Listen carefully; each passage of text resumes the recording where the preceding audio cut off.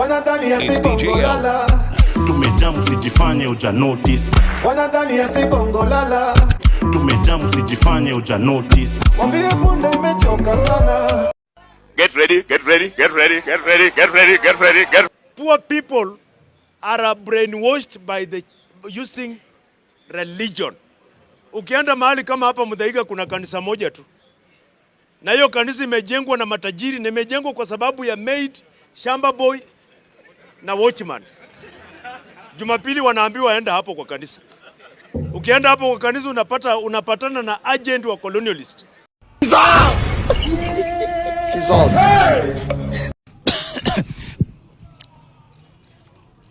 Naomba nijitoe kidogo tu hadi. Kuna kitu walikuwa wanatuambia. A rich man will not go to heaven.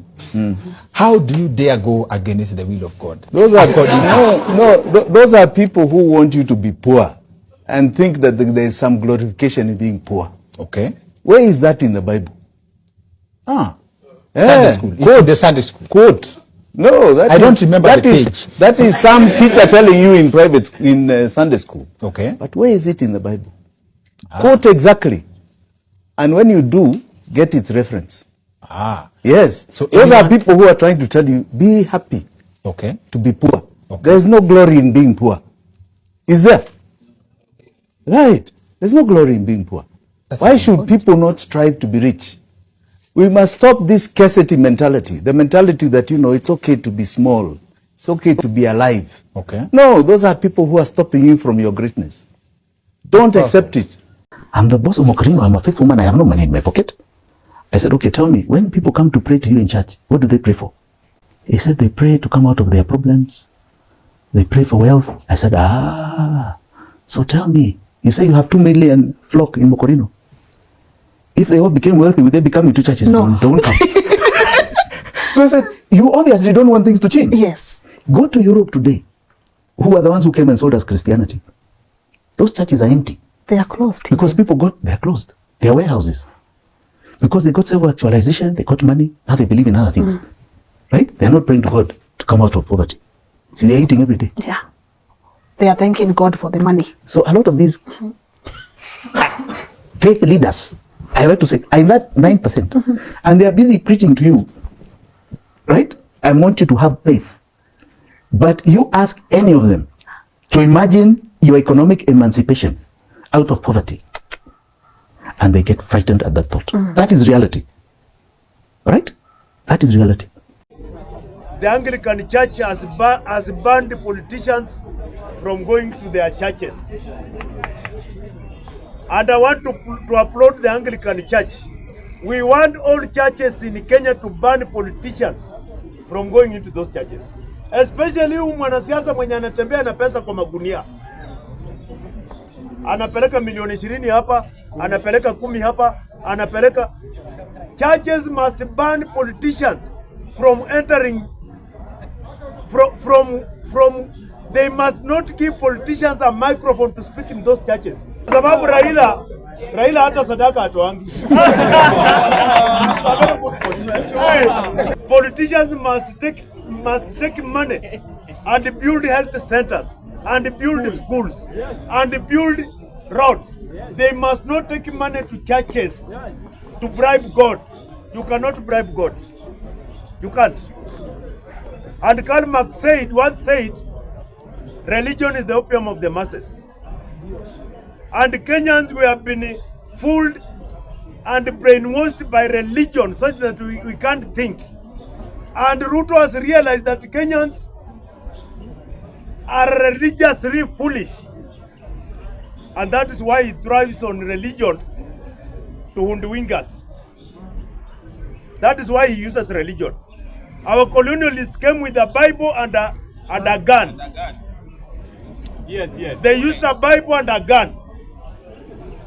And we have the agents of the colonialists, people like Dr. William Samoei Ruto, who are walking about with a Bible and a gun on his waist. So that he uses a Bible to hoodwink you. There are places in this world, like Israel. Israel population, only 2% are religious. Israel population. Mahali munasema Yesu alizaliwa. Israel population is only 2% religious.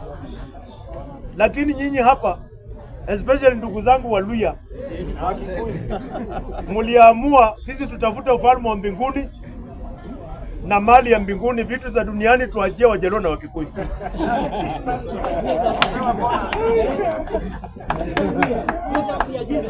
That's why ukienda mahali kama Kaongwari unapata kila karumu iko na kabenderi na pepea.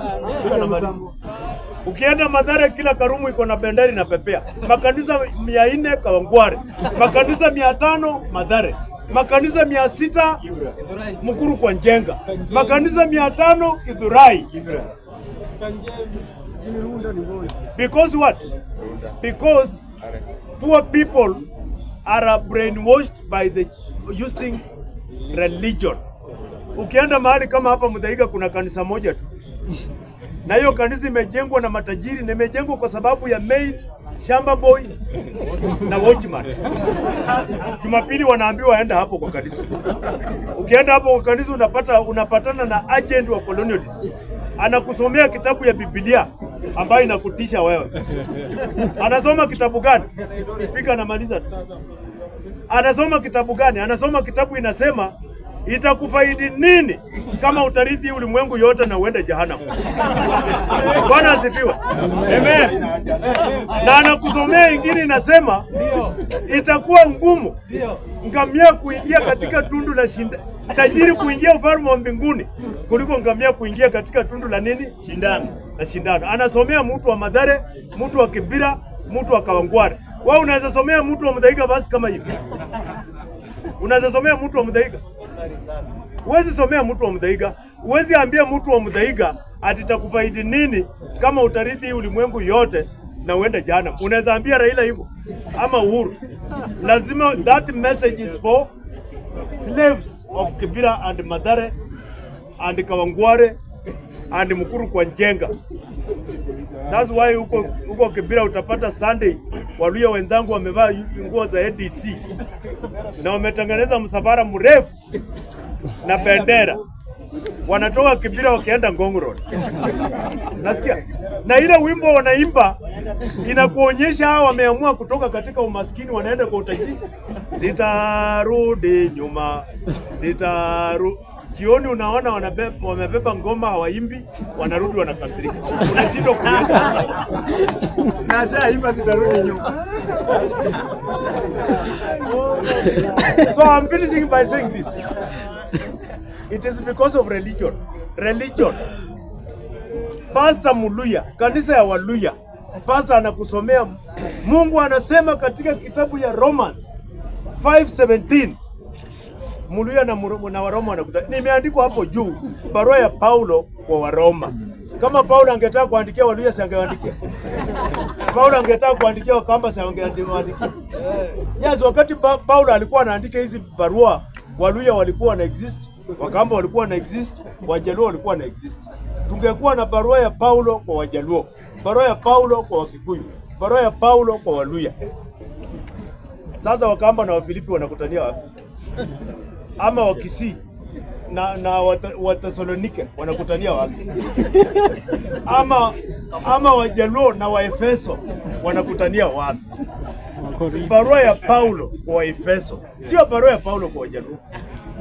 So I want to finish by saying this.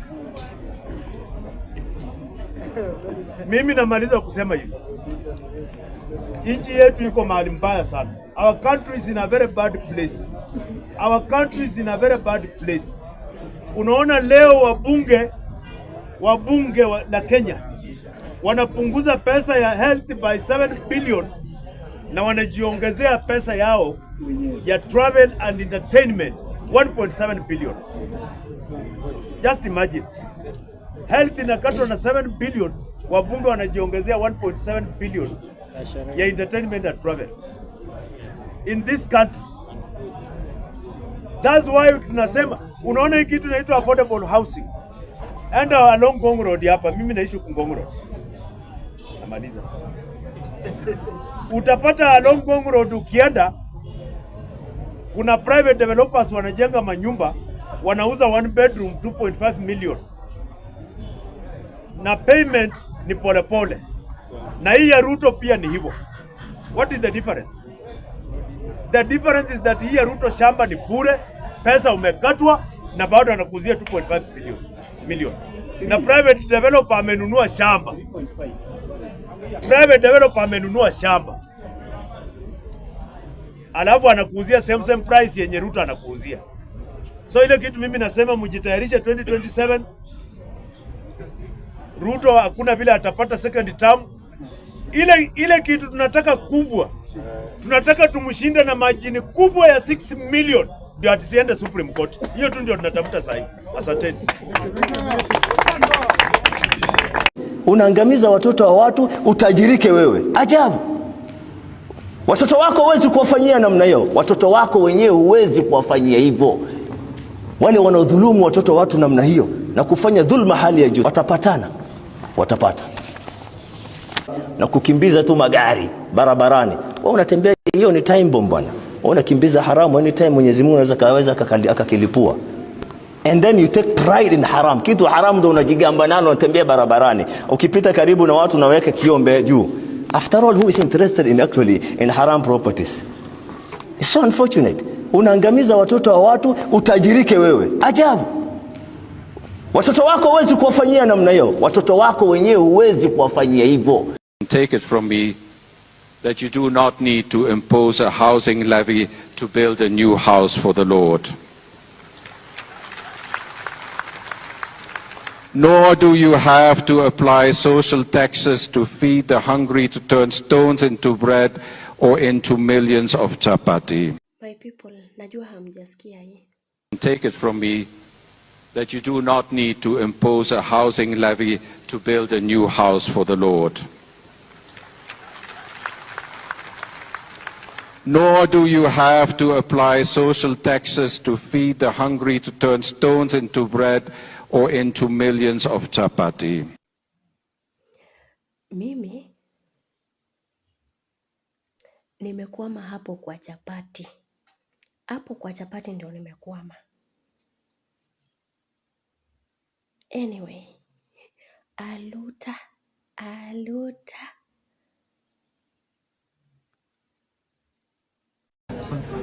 So I've seen a video somewhere. Let me tell you the story so I can give it context. Yeah? Umekatia deni, akaingia box, ukamkosea. So now you're trying to find a way back to this girl by surprising her, gifting her, taking her out so that she can come back after you've used her, you've abused her. This girl, if she accepts you, I beg to say, Nasiko Obaya, she has to be very stupid. If she rejects you for being the toxic man you are, she's good. She's doing what's good for her, and we will applaud her for that. That's what the church is doing right now. That's what Ruto is doing right now to the church. He used the church to get where he is. Sorry. He used it. Now he's violated all the promises that he... And yes, he's in Mafala like him. He's gone against the promises he promised us.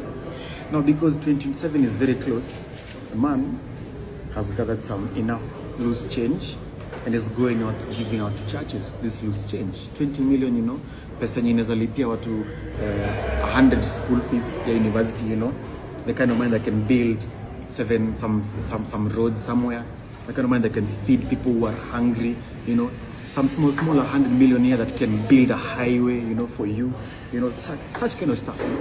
But you know what, it's not a priority. Your life isn't a priority. We need to get the church on the side of the government first. We don't care about you as a government. They don't give a damn. So this is what's happening. He's convincing the church to come back as that toxic relationship that they were in before the election. I know some people in the church are stupid enough to buy this lie. If you can call this girl stupid for going back to the abusive husband because the husband has taken her to KFC or something like that, or to Glovo. So if you can call this girl stupid, how can you call the church? I'm not against the church. I am a devout Seventh-day Adventist member. I go to church every Sunday. But I will not sit down when I'm being manipulated because of religion. I respect God, I adore God, and I fear God. I will not accept you guys to misuse the name of God to plunder our lives. we shall not accept it. We'll continue pushing. Tutafinya kabisa. Tuko na nini mpaka mwisho? I know you're getting sick of this, but we are here. It's us you've got. We have the time, we have the energy, and we have you locked in. We are coming for you. Mimi si mtu wa kugusia siasa, lakini leo nigusie jambo linalohusiana na siasa. Kulingana na habari la gazeti ya Star, kadhalika kulingana na wataalamu waliokuwa kidadisi kwa nini Rais Wizara wa Kenya Raila alikosa African Union kit. Kwa nini? Kuna mtu anayejulikana kama Dr. Mukisa Kitui. Kabla haijafanywa elections akasema Raila hatapata. Na katika orodha ya sababu alitaja ni kwamba zile serikali ama zile nchi za Kiarabu hawakufurahia vile rais wa nchi alivyotangaza ya kwamba nasimama na Israel dhidi ya Gaza. Na hiyo itapelekea akose kura asipate. Kila hatua anaichukua dhalim ama mtu anayesimama na madhalimu, kila hatua anayofanya Mwenyezi Mungu hambariki. Ayuhal mu'minun. Dear Mr. President, wanafunzi wanasoma kwa darasa za mbao na wewe Sande unapeana mitambao. Pasta kishaona matao anakumiminia sifa akisema uko holier than thou. Wanapaka mafuta kwa mgongo ya chupa juu kwa mafutani. Mwananchi ana struggle kuwa breadwinner juu ya tax, pesa zote zinaenda Jesus winner. Hata kama ni mbegu umepanda, zakayo bado utashuka. Churches zimekuwa corrupt na jichopevu walishapewa za macho. Wananchi wanalia lakini Muhammad Ali. Daily munarusha net kuvua mali ya umma kuincrease your net worth. Na mkishikwa na corruption utasikia Oscar akisema hiyo ni kimaksudi. Chief na SHA haifanyi, inabidi wagonjwa wakuwe patient because at least patient pays. Kutoka Kotulo hadi Elwak mambo si barabara, symbol ilikuwa wheelbarrow ya kutubeba ndogo. Government is cooking us like Dennis Ombachi. Economy done, overtaxing done, lies done. Mwananchi wa kawaida hawezi afford daily bread na serikali ni nusu mkate. Ndio maana polisi wanaitisha za chai kwanza pale kawa sukari. Raila amefanya nisiende kinyozi because I can't trust another baba anymore. I think money is the root of all evil. Kenyans are not against the altar. I want you to hear me. Kenyans are not against what? I'm not talking about heathens. Heathens who are heathens are against, they're even against themselves. So those ones I'm not talking to them. I'm talking about Kenyans. Whatever that is happening, they are not fighting the altar. So you cannot come and say, this, if you come here, you die. Die where? They will come. I will tell you what Kenyans are against. Because before such a thing happens, is it true? Are you listening? You know, I'm talking to the world, so you might not even be, it might not even be you, but people are listening. You know, people listen. Hallelujah.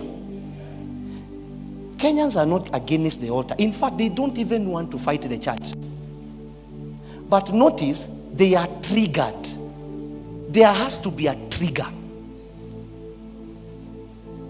They will not say they are visiting someone if they are not triggered.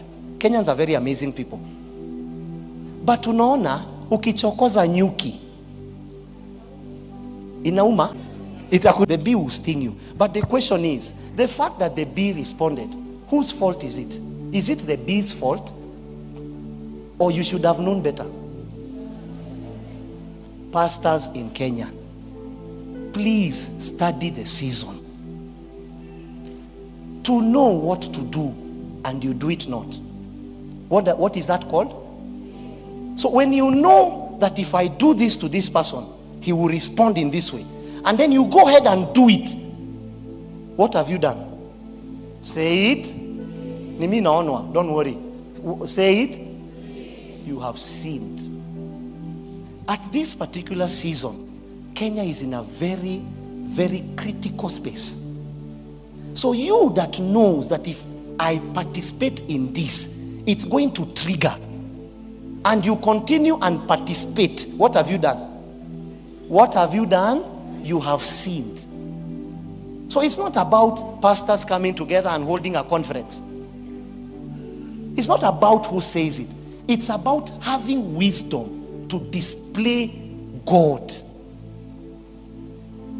At this particular season, to know what to do and you don't do it. So you cannot you cannot put grace on an errand it was not designed for.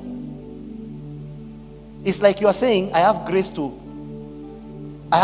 be a prostitute. Grace cannot make you a prostitute. Do you understand? So a lot of us, we know what to do. We know that if I do ABCD, it's going to bring problems to the church. Knowing where the church is and how the people are blaming us, and you still go ahead and receive such things, and especially publicly, it's like urinating on Kenyans. So then the Kenyans come and then they sting you. Then you are beginning to say Kenyans are they don't honor the altar. No, God won't strike them. He will strike you, because you knew that if this thing is done public, at least have the courtesy of privatizing it. Why did you tell us? So you just go, the two of you. It's you that has the problems. In evil, some wisdom. But urinating on Kenyans, you are the one that came and said there should be no giving. Is it true? How, then all of a sudden you are against your even king that did not want to kill John. The king that did not want to kill John had to kill him because his word had done what? Unfortunately, today as leaders, we don't value our word. Maneno ishike tuko half time saizi more time too, because there's no way absolutely you're going to use our public resources for your own personal gain, for your own political gain. We are watching you. Miss Pendi, you fala wanapeana 20 mic 100 mic hapa hivi, wase hapa JKUAT hawana fee, hapa SHA haifanyi, makeja hazijengwi, alafu tuko hapa na tuna relax tu hivi tu. Yani mimi I don't buy that story, to be honest. I feel like this person anaona si mafala, he's forgetting away one of the most educated generation ever in the Republic of Kenya, and we're not going to sit down for this nonsense. We're going to do something about it. They have like 60 years, I don't know, they're 60 years, all of them, mostly averagely in parliament, 60 years. So roughly wako na miaka mbao kuishi. You know how many years we have? 80 plus. And we're going to sit down and watch them in our country. Sio kuza hatuwezi. Hatuwezi. Na hii ni warm up, by the way. We are coming back very hard. I think wanaona zitu majoka. We are coming. Na maybe ujumbe kwa majenzis huko nje na watu ambao wanapigania haki yao. If it was easy, everyone could do it. But it's not easy. The future is very bright. We must not tire. We must fight on forever and forevermore until our country changes. If South Korea did it, if Singapore did it, if China did it with 1 billion people, what's wrong with Kenya? Nani hawa jamaa tu ni group mdogo hapa hivi wake 92 or 96. I don't even give a damn right now. This is a small group. We need to get rid of them and put new people there. Martin Luther King Jr. once said, "Our lives begin to end the day we become silent about things that matter. Silence in the face of injustice is complicity. When you stay silent, you allow wrongs to continue unchallenged. Your voice is a weapon. Use it. Think about what sets your soul on fire. Equality, justice, human rights. Fight for these. Don't wait for others. Be the one who steps into the fray, who shouts the truth. Crush fear and complacency. Every time you speak out, you shake the foundations of oppression and inspire others to join you. Don't be a bystander. Be a warrior for what's right. The time for action is now. Be relentless, be fierce, and let your voice thunder against injustice." And don't buy into the political rhetoric of trying to divide you into tribes. Yes. Our problems are not tribal. There is no Kikuyu problem, there is no Kalenjin problem, there is no Luo problem, there is no Somali problem. There is no Kamba problem. Yes. Chief share knows no tribe. The university funding model knows no tribe. Yeah. Joblessness knows no tribe. All these problems that we point out, they do not know any tribe. A few moments later. Happy time. The revolution about to be televised. You picked the right time, but the wrong guy. I want to perform their favorite song, but you know they love to sue. What song? Yeah, that song. That song? Maybe I think about it. Oh no. Know what? I slow it down. Say, ladies, do me this solid. Ooh. Eagle one. Hey. They not.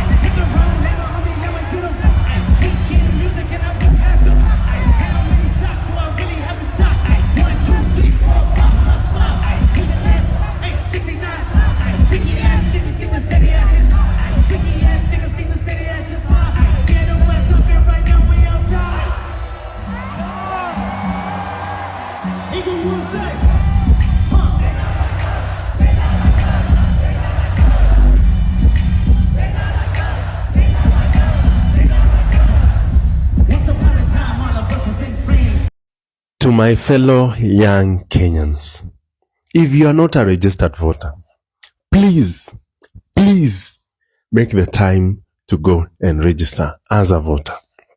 Because Kenya's future depends on you and me. So how do you register? There are IEBC offices in every constituency, and that is where you register. So please find the location of the IEBC office in your constituency and register. All you need to carry is your identification card or your passport. There are those who are saying that Huduma centers are registering voters. Huduma centers do not have an IEBC desk as of now, maybe later. So please go register and let's prepare to save Kenya together. And for those who have registered, please go to the IEBC portal and verify your details. Please. Here I come. Oh, here I come. Oh. Now, so some of you are very wicked. And I don't have up to 10,000 subscribers on YouTube. Some of you are my village people. You are my village people. I will not hide mouth. All of you are my village people. You are the one that is following me. Go and subscribe to my YouTube to prove to me that you are not my village people. Thank you. Hello.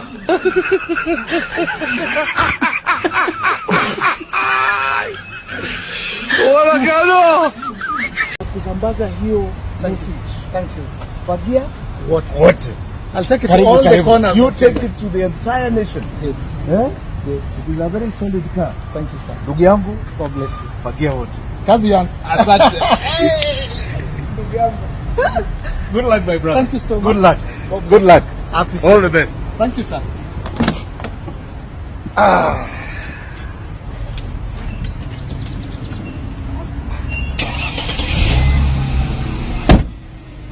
It's time for a fresh start. Tunafagia wote. Your Excellency. Aya, alafu matopare. Okay, matopare. Matopare. Topa. Matopare. Matopare. Topa. Tazidi kuongea kwa niaba ya Kenya. She asked me, baby, where you from? I told her, Kenya.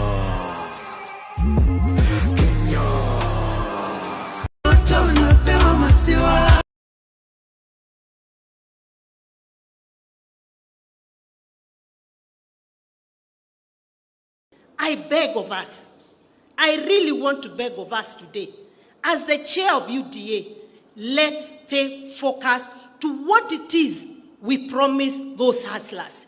Because if we don't deliver, those hustlers will send us out of power, and they'll send us with vengeance. So let us talk about roads, electricity, education, health, types. Let's tone down on the politics. It is not healthy. It is not healthy. It is the wrong time. Wananchi naweza sikia kuchukua William Ruto. Wanaweza mchukua kwa sababu sisi wananchi, we don't need him. Ametuchosha. Ama nyinyi mjachoka? Mjachoka na Ruto? Ule mtu anataka kuchukua William Ruto, you can take him for free, take Wetangula for free, take Mudavadi for free. Tunawapea hizo takataka zote waende waongoze if they are good to you. Majenzi mko? Kazi mnafanya kwa mtandao ni mzuri sana. Na tunapongeza nyinyi. Na muendelee. Mtaendelea. Lakini mtandao peke yake haitoshi. Tunataka mjiandikishe kama wapiga kura. Wale watu ambaye watakomboa Kenya hii, wenye kuamua Kenya itaongozwa namna gani, ni hao majenzi wetu mwaka wa 2027. Lakini hamwezi amua Kenya itakaa namna gani kwa simu peke yake. Lazima mchukue vitambulisho, lazima mjiandikishe kama wapiga kura. Siku hiyo ikifika muamuke saa 9, muungane na sisi na wengine, tuende pale kwa debe, tutafute uongozi wa maana ambaye utaheshimu wa Kenya, utaheshimu demokrasia na utakubali kufanyia kila mtu maendeleo. Tumekubaliana majenzi? Hata nasahau tarehe ni gani. Mimi siko na tarehe kwa kalenda. Na mimi hata sina haja nayo. Mimi chenye niko nayo nayo ni serikali ya 2027. Huyu mkata ushuru tumtoe. Na tuungane si wote. Meta vile naona nisha reject hiyo finance bill 2025. Ningoje tu date ya maandamano. Juu mambo yendi bana. Mimi hata wafanye nini? Mimi nisha reject. Mfanye nini? Nisha reject. Mfanye nisha reject. Nime reject. Mtoe date ya maandamano sasa bana. Kwanza ikifika 2027 naiba mpaka kura ya madhangu na budangu. Sitaki warudi tu huko tena. Si youth church anuka.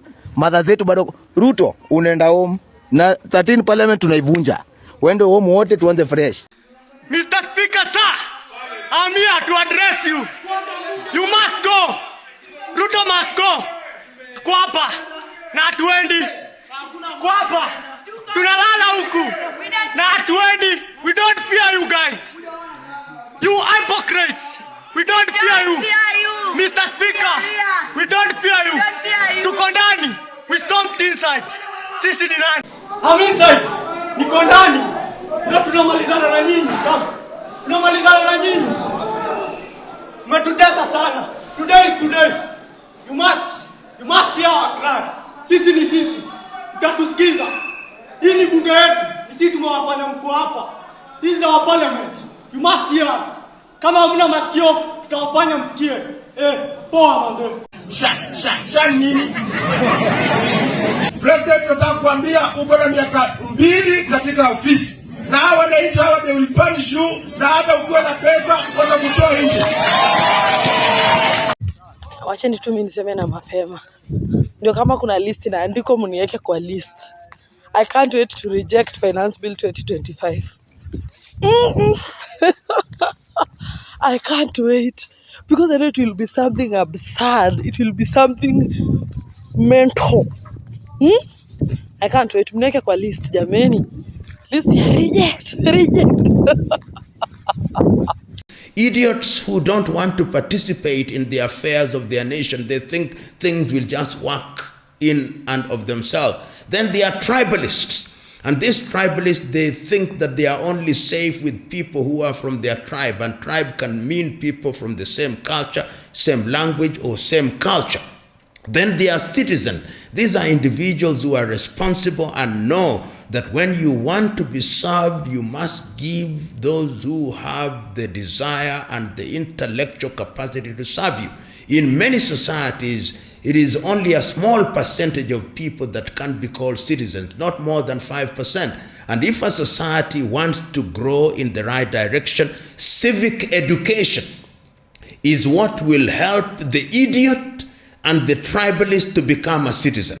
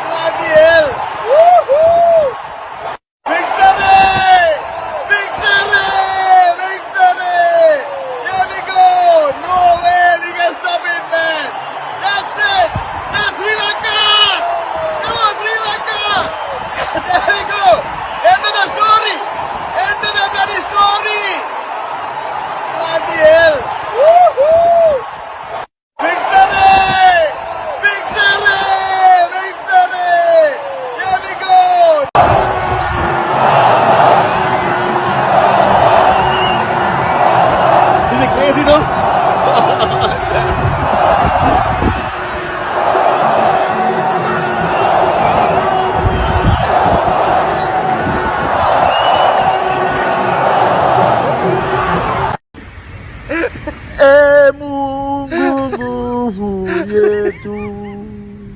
Itoe Ruto Kenya, hata kama angalau na jali.